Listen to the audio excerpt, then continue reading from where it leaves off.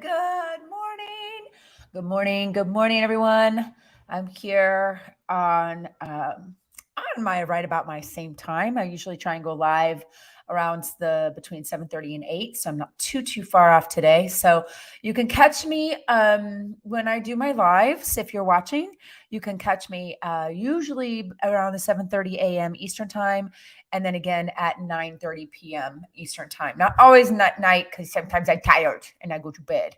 But generally, you can catch me around this time every morning, and we're going to be talking about like some cool stuff. Like, there's so much that I've learned from horses and hundreds of thousands of dollars in investment in my personal development and just over the years. And I really want to share this wisdom with you guys. And so I have, if you see me looking up and around and stuff, I've got like, I'm on my TikTok and I'm on my Instagram and I'm on here on YouTube and LinkedIn and Facebook and kind of all over. So really gives everybody an opportunity to jump in on some of this awesome content. So what we're going to talk about today is, yesterday we talked a little bit about like overwhelm and what happened. What do you do when you get overwhelmed? And one of the things I brought up was, isolate, separate, and recombine. It's something they learned from horses. And, it's really kind of crazy. Like, every single thing that I've learned about horses, I can just take and, move over, Tony Robbins. I mean, it's the same stuff, it is. It literally is the same exact stuff. So I want you to think about when you get overwhelmed or you have like a big decision to make. Like, what is it that you do? Like, what are the things that speak to you, and do they serve you? Do you find that you get overwhelmed easily? And if you do, are you just telling yourself overwhelmed and you really know what to do? Or are you telling everyone else that you're overwhelmed to, harbor some favor or some sympathy or some connection? Because there's really only a few reasons why we do certain things, and they are really just to make us feel a certain way. And if you're doing a positive behavior, you get your needs met in a healthy way.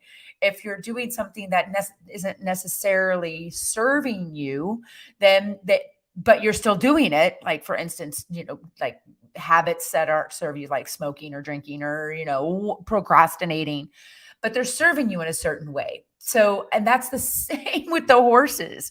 And that's called secondary gain. And secondary gain is doing a behavior that isn't necessarily beneficial to you, like being sick so people feel sorry for you, that kind of thing. And that's a gross example, but it's one that makes sense to a lot of people. And like, I just go and go and go and go and go. And then I get sick because I didn't give myself permission to rest before I got sick. Anybody fall into that little trap? I know I have, where I'm just like, no, I'm good. I'm good. I'm good. I got to just keep going, keep going, keep going. And you wait, and then, oh man, I am so tired. But no, tired isn't good enough. You got to be exhausted, or you got to be on the verge of being sick before you actually give yourself a break.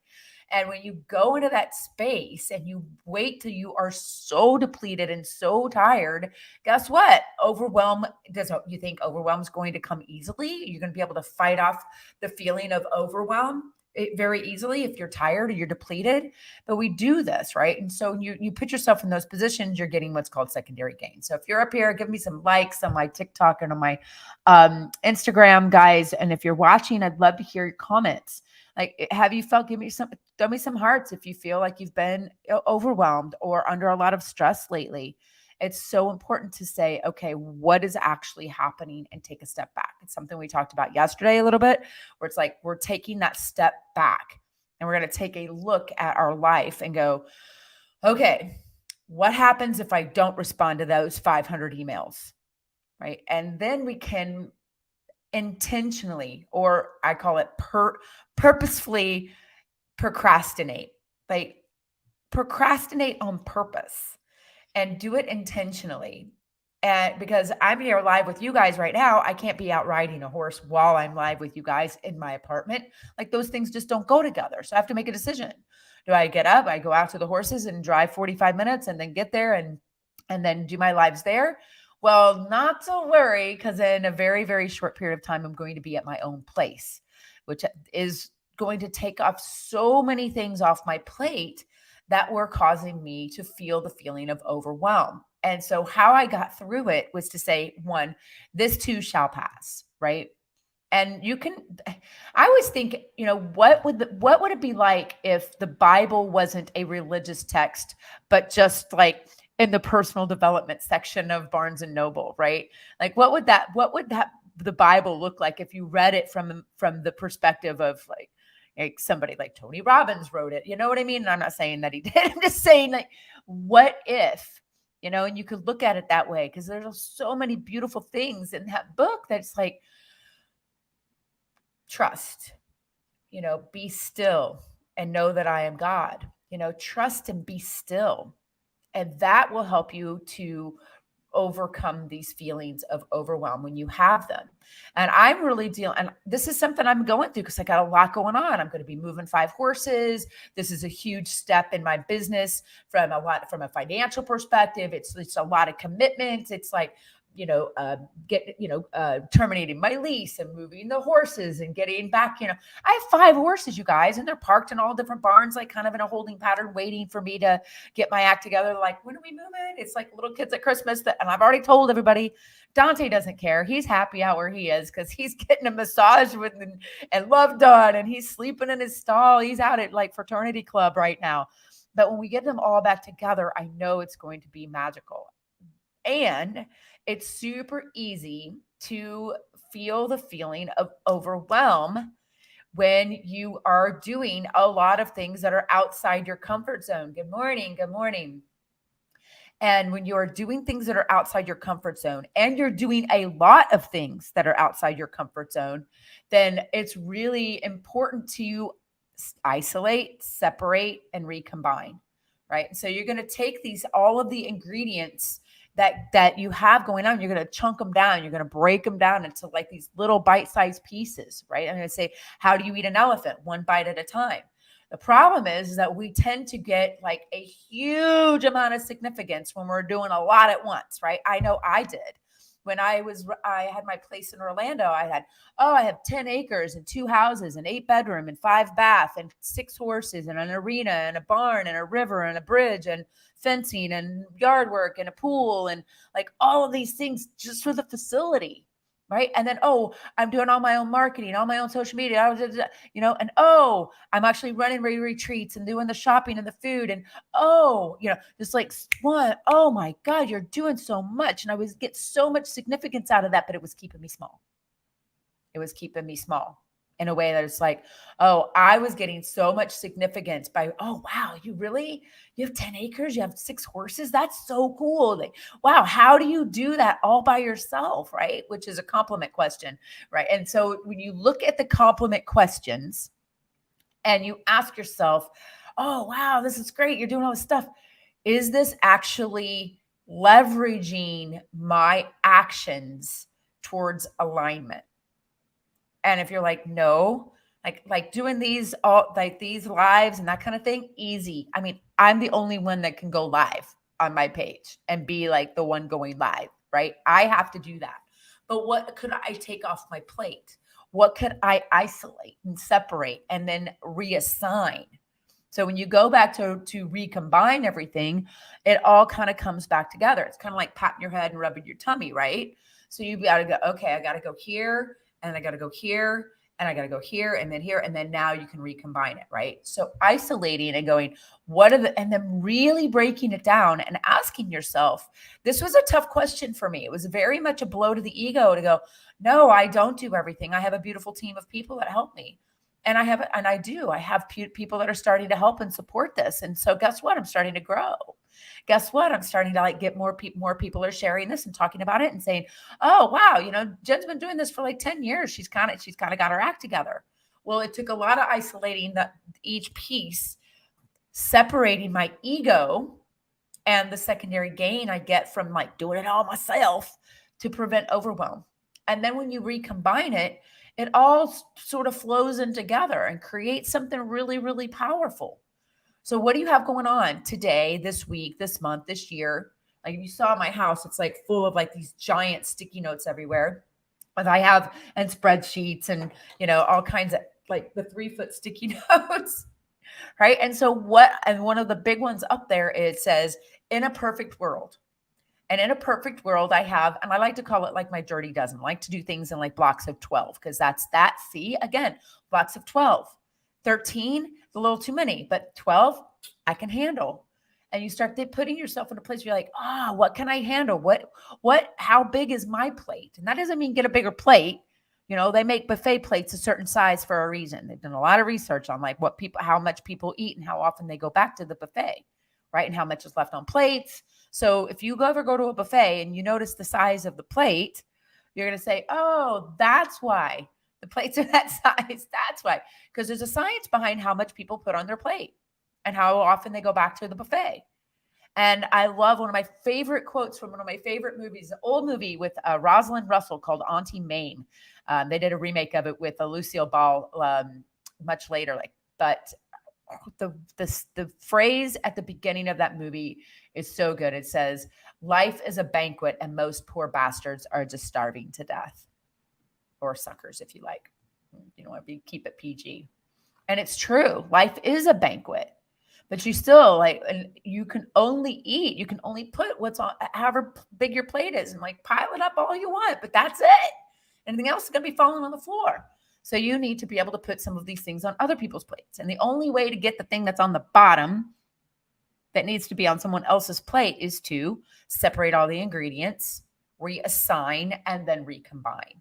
So we should add that in there. Isolate, separate, align, reassign, and then recombine. Boy, that's a lot of rhyming, right? So think about that. When you're going through your day to day, what gain are you getting from doing things like too much? Are you getting like this superhuman? Oh, she's superhuman. She does so much. That doesn't mean don't get busy and don't do a ton. But what it means is take aligned action so you can leverage your zone of genius and deliver in the things that you really enjoy doing. Like right now, I'm researching for a marketing company, right? I'm done. I don't want to do the marketing anymore. I don't mind creating the content because that's all I do all day is content. I'm great on the fly. We can talk about anything. You ask me a question, we'll have a 3-hour conversation about it, and it'll change your life. I mean, this just flows that way, right? So what's your zone of genius? And maybe it is, maybe you're a marketer. Maybe you should reach out to me and say, hey, I heard you needed some marketing, right? Because it's gone beyond the scope of what I'm able to do, and I'm ready to grow. So when you're ready to grow and you keep going, I mean, anybody can hustle their way to $1 million. You can, you got enough hunger, you got enough drive, you can pretty much on your own hustle I mean, that's just a yogurt shop, you guys. Let's face it. Oh, you're making 7 figures. If you're like a brick and mortar anywhere and you're not bringing in, at least high 6 figures, like that's just the corner yogurt shop, right? So when you look at like what that looks like, it's like we tend to like make grandiose this thing instead of isolating, separating the ingredients, aligning, reassigning, and then recombining and bringing it back to a space where there's synergy. So take your day. What can you take off your plate? Who can you delegate to? And if you have a hard time delegating because you're like, oh, I don't want to ask anybody, come talk to me. When you have rescued horses and you have a mission that's bigger than yourself, you get over yourself. The best way on the planet to grow your business is to get over yourself and get over your own ego and ask. Get out of your way and ask for help. Reach out and say, I have something. I need help. Who wants to help me? I'm going here. I need help. Who wants to help? Who wants to be a part of this? Who wants to help save horses and change lives? Or whatever it is that you do for a living, or whatever it is you're passionate about. Because there's going to be out there. Where are my horse lovers? Where are people that want to change the world? Where are people that want to help people? Let's bring this all together and recombine it. Right? So take your overwhelming tasks today. I have a giant list too, man. I fill 2 pages of all the stuff I'm doing today. But at the same time, I know that those things that I'm doing are creating leverage for me, are building momentum for me, are getting the message out for me from whatever way that looks like. Now, am I doing it the best way? No, of course not. I could always do better. I watched some of my mentors with horses, and I've watched some of the best horsemen in the world make mistakes. And I saw some of the best horsemen in the world 10 years ago. And I watched some of the best horsemen in the world today. And the things that they're doing today philosophically are the exact same because that's alignment for them, but their skills and their techniques and their practice, the bow across the strings is much cleaner. And that's it. You're always tuning in, trying to hit that sweet spot. What are they, the musicians, they call it being in the pocket. And then with athletes, it's, in the zone, right? So where is your sweet spot? And keep honing it, keep polishing it, and keep taking it, the things that in the past would have overwhelmed you, isolating them, separating each individual piece, aligning, reassigning, and recombining. And come back in and flow through your day. Because when you're in flow, you're just doing the things that you love to do. You just love to do those things. And there, I don't know the term for it. I have to look it up, but there's a Japanese term for it. If you know the Japanese term, throw it in the comment or message me because I'll have to look it up. But it's four things, and I love things broken down in fours. It really makes sense. It's kind of a cool way. It's not a Fibonacci number, but you get the idea. It says, does it help people? Is it something you enjoy? And it's something you're good at, you have a skill set for, and it is something that people will pay you money for or give a value exchange for. So those four things, that is the sweet spot. Something you enjoy. How can you monetize it? How can it serve others? And how can you continue to grow your skills in that way to get better? I say growing to serve. So when you find whatever that is that dials in those four things, like my good friend, she's an artist. And I'm like, you got to take art. You still have to take art lessons. You still have to, you don't just like go out there and just, okay, well, I know how to paint and just paint and paint and paint. You still got to hone your craft. And maybe you're like Picasso or Van Gogh, where you are on the sovereign journey, but I doubt it. There's probably someone out there that you can learn from. Right? Who can you learn from? How can you grow your skill and take that and dial in your zone of genius? Right? Number one. Number two, who can you have on your team that can help you monetize it? Share it, explain it, package it for you if you're not a packager. I'm really good at coming up with offers. I'm not very good I'm getting better at sharing the story and why this is important.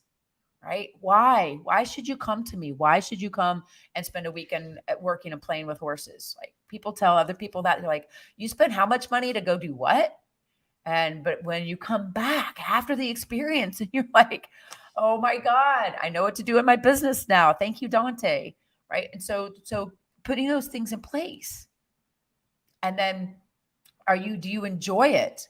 Now, there's certain aspects of my business I'm not really super I'm so excited. I'm going to New York this weekend to the facility up north with my business partner. And I'm so excited. I can't wait to meet the women that I'm going to be working with. I can't wait because I already know that when they leave, they're going to be so profoundly moved and changed and shifted in such a positive way. We're going to raise their vibration. We're going to give them skills and tools. We're going to have an incredible session with horses, nature in its finest form, the lightning rod to the divine. And so can you feel my passion coming through? So are you good at it? Do you love it? You're good at it. Do you love it? Can you monetize it? And does it serve the greater good? You have those four things going on, then you take it, isolate it, separate it, realign, assign, and recombine, right? So align the actions that need to be on your plate, assign the ones that don't, and then recombine it to have something where I call it stone soup, where you have like this beautiful stew of everything, kind of like the flavors blending and, that kind of thing. And then add a little spice, and then everything's nice.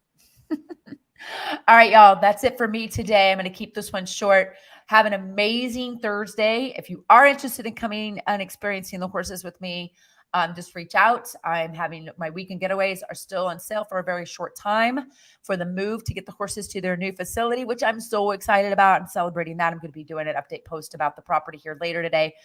Make sure you're tuning in, and remember to believe in yourself. It will change your life. Take care.